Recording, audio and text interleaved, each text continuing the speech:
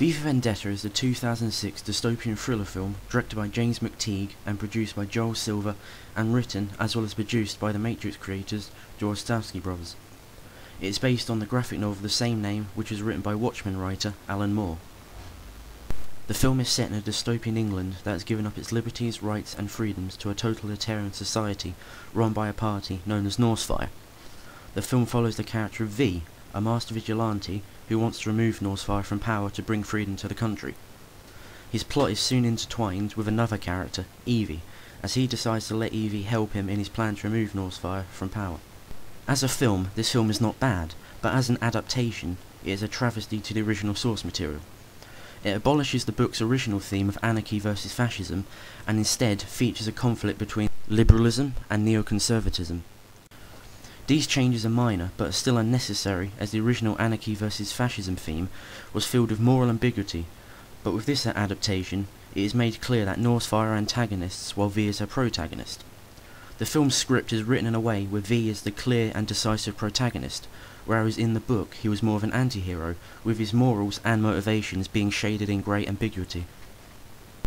The cast do their part as the characters they are portraying, and for the most part the characters are intact from the source material. Each performance is good and is one of the film's few strong points.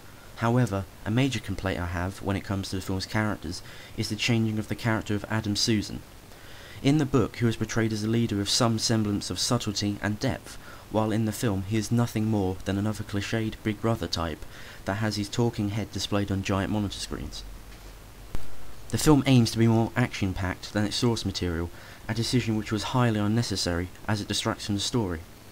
For example, there's an action sequence at the beginning of the film that lasts longer than it did in the book, and while this doesn't slow the pace of the story too much, it is still unfitting because this sequence lasted a page in the comic, but about 3 minutes in the film.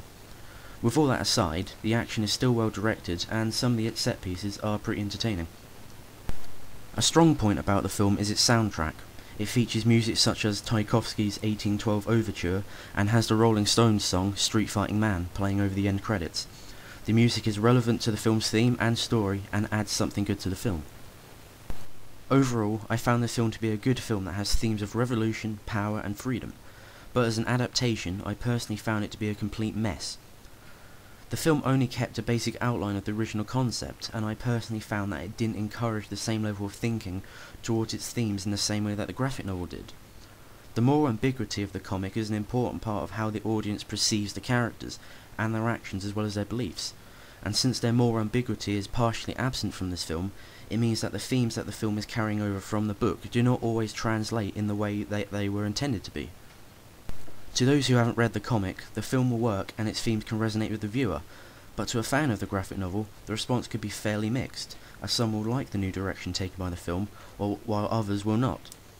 I highly recommend reading the graphic novel first if you want to see both interpretations of the story, but to those who don't, the film is still watchable. The film's themes will appeal to many, and the film does have some truly memorable moments, which make it truly worthy of watching.